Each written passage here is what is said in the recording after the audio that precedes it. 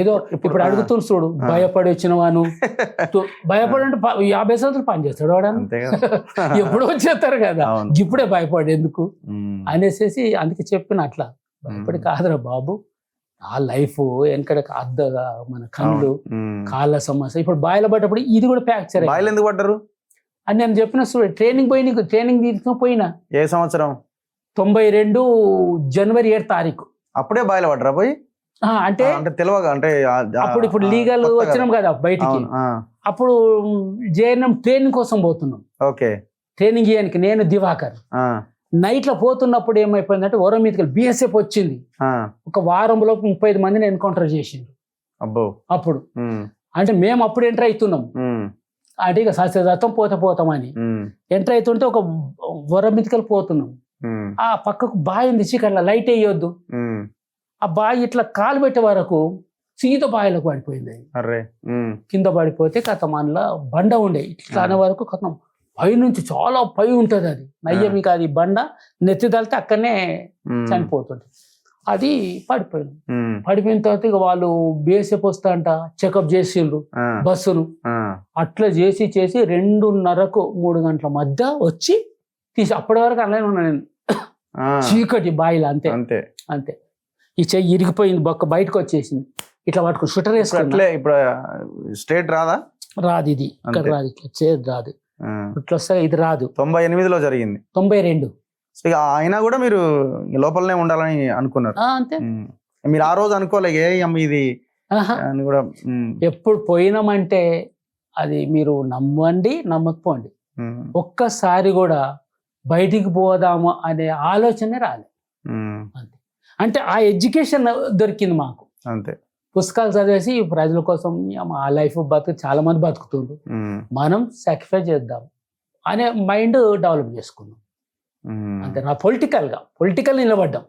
First మీ గద్దర్ దగ్గరకు పోయేటప్పుడు political లేదు. మాకు ఏముండే అంటే మా హనుమంతనాన్ని ఇప్పుడు ఆయన చాలా సీరియస్ గా ఉన్నాడు, ఆక్సిజన్ పెట్టి బతుకుతుండే, ఎన్ఎఫ్స్ లో పనిచేసి అందులో పనిచేసి లంగ్స్ దెబ్బతిన్నాయి. అందులో చాలా విష పదార్థం కదా, అందులో లంగ్స్ దెబ్బతిన్నాయి. ఆయన ఊకే అంటాడు, అంబేద్కర్ ఇష్ట ఆయన ఊకే అంటాడు, ఇక చూడు బై ఇక్కడ డోడి చేసుడు అక్కడ ఉద్యమం చేసుడు, 2 పడవలను కాలు పెడుతున్నాడు. మరి ఇప్పుడు గద్దరు బయటకు వచ్చిండు 2018లో, ఆయన ఓటు హక్కు నమోదు చేసుకున్నాడు, భారత రాజ్యాంగం పట్టుకున్నాడు. ఆయన లైన్ దిశ ఇంకొక లైన్ లో ప్రజల్ని చైతన్యం చేసే ప్రయత్నం ఒకటి జరిగింది. సో దాని మీద ఏమనుకుంటుండే వాళ్ళు మీరంతా? అంటే మీరు ఆయనకి దగ్గరగా ఉన్న వ్యక్తులు కదా, మీరు అప్పుడు అడవుల్లోనే ఉన్నారు. అవును, పార్టీ సర్కులర్ రాసింది ఆయన. అవును, రాసింది. అదే అవగాహన, ఇక అందరు పార్టీ చర్చ చేస్తే రాసింది అదే అవగాహన. అంటే కరెక్ట్ కాదు ఆయనది, తప్పులు పోయిండు. అందుకోసం ఇప్పుడు ఆయన ఇప్పుడు ఇంట్లో ఉన్నప్పుడు రాసిన పాటలు, బయటకు వచ్చిన రాసిన పాటలు చూడండి మీరు, తేలిపోతుంటాయి పాటలు. అందుకోసం ఆ పాటలు చూడు లెజెండ్ పాటలు, ఇక్కడ వచ్చిన తర్వాత రాసిన పాటలు చూడు అంత పర్ఫెక్ట్ ఉండే చూడండి మీరు. కానీ ఇప్పుడు ఇది అల్టిమేట్ గా మరి ఇప్పుడు మీలాంటి వాళ్ళు బయటకు వచ్చిన తర్వాత కూడా, ఇప్పుడు ఈ ఆపరేషన్ కగార్ తర్వాత మొత్తం అంతా చెల్లా చెదురైన ఈ పరిస్థితుల్లో ఇంకా అల్టిమేట్ గా మనకి మిగిలింది రాజ్యాంగం, దాని ప్రకారం ముందుకెళ్ళడమే కదా, ఇంకా ఆప్షన్ ఏముంది ఈ దేశంలో? అయితే ఇప్పుడు రాజ్యాంగం అంటుంది కదా మీరు, 543 మంది ఎంపీలు ఉన్నారు. రాజ్యాంగం ఇంప్లిమెంట్ చేసే వాళ్ళు 250 మంది క్రిమినల్స్ అని ఆలే రాస్తున్నారు. మరి రాజ్యాంగం ఇంప్లిమెంట్ చేయట్లేదు, అదే అంటున్నా కదా, చేయాల్సిన దాన్ని ఇంప్లిమెంట్ చేయట్లేదు, 10% కూడా అమలు కావట్లేదు. అందుకే ఇప్పుడు ఈ ఓట్ల కోసము శ్రీశ్రీ ఎప్పుడు తెలుసా 70లో దొంగ ఓట్ల దొంగ నోట్ల రాజ్యం ఒక రాజ్యమా అన్నాడు ఆయన. కాబట్టి అప్పుడు అట్లా చేసినాం. ఇప్పుడు మనకి ఏంటంటే ఇప్పుడు లైఫ్ బతకనికి వచ్చినాం అంతే. కాబట్టి బతకడమే. ఇప్పుడు ఏదో అది పడతాం ఇదేమో, ఇప్పుడు నాకు శాతకాకుండా వచ్చిన నేను మళ్ళీ అది చేద్దాం ఇది చేద్దాం, ఎట్లా చెప్పగలుగుతాం మనం? ఇప్పుడు 70 సంవత్సరాలు అవుతుంది నాకు. కాబట్టి ఇప్పుడు నీ వాయిస్ మంచిగున్నది, ఏం చేయాలి మంచిగుంటే? మేము కోరుకుంటున్నాం ఇంకేమన్నా 4 పాటలు రాసిన పాటలు వాడతాయేమని. మీరు కోరుకున్నాను ప్రశ్నిస్తూ అదే ఉండనియర్ కదా ప్రశ్నించినా కూడా. ఇప్పుడు మాకు ఆల్రెడీ ఇప్పుడు డిపార్ట్మెంట్ వాళ్ళు పాపం మంచిగా చూస్తుంది. డిపార్ట్మెంట్ వాళ్ళు మీకు బోనసే కదా సార్ ఇప్పుడు. అదే డిపార్ట్మెంట్ వాళ్ళు మంచిగానే చూసిండ్రు, మాకేమి చేయాలి. వాళ్ళు కొద్దిగా అడిగిండ్రు కానీ ఎన్ఐ వాళ్ళు అడిగిండ్రు. తర్వాత మన మళ్ళా సతాయిస్తురా? లేదు, ఏం లేదు. ఛత్తీస్గఢ్ వాళ్ళు అడిగారు. కానీ ఇక్కడ వాళ్ళు మంచి అంటే ఏమన్నా అన్నారా మీరు మళ్ళీ బయటకు వచ్చి మీరు పాటలు పాడొద్దు అని ఏమన్నా కండిషన్ పెట్టిరా? అంటే ఇక్కడ వాళ్ళు అయితేనేమో నువ్వు మళ్ళీ అందులోకి పోకని చెప్పింది ఇక్కడ వాళ్ళు. మళ్ళీ నువ్వు అది ఇది అని ఆ ప్రజా సంఘాల దగ్గరికి నువ్వు ఎక్కడ పోకునైనా మళ్ళీ నీకు ఎన్ఐ వాళ్ళు వచ్చి కేసెస్ లోపడేసారు అనుకో, బయటికి నీ ఇటు కావు అటు కావు అని అన్నారు. అందుకే నేను ఇప్పుడు అసలు నాకే శాతం అది నేడికి పోతా సారు, ఏం పోను అని చెప్పిన నేను వాళ్ళకు. అయితే ఇక మన వాయిస్ ఉన్నది కదా, వాయిస్ ఉన్నది కాబట్టి ప్రజాస్వామికంగా డెమోక్రటిక్ ఏమన్నా అట్లాంటి అంటే తిడుతూ కాకుండా, అప్పుడు జనటంలో డైరెక్ట్ తిట్టేసినాం, ఇప్పుడు తిట్టుడు కాకుండా ఇప్పుడు ఉదాహరణ చాలా వస్తున్న సాహిత్యమే, తిట్టాల్సిన అవసరం కూడా లేదు. లేదు అదే అప్పుడు ఒక అగ్రెసివ్ వేరే అది. ఇప్పుడు సమాజం చాలా మారింది కాబట్టి దీని ప్రకారం అంటే ఇప్పుడు చాలా ఉన్నది కదా. ఇప్పుడు సంస్కృతి మీద ఉన్నది, తర్వాత అశ్లీలం మీద ఉన్నది, డ్రగ్స్ విద్యార్థులు వీళ్ళంతా డ్రగ్స్ మీద, తర్వాత ఇప్పుడు గంజాయి తాగుడు, ఇవన్నీ సమస్యలు ఉన్నాయి. వీటి మీద పాడుకోవచ్చు, అట్లా పాడవచ్చు.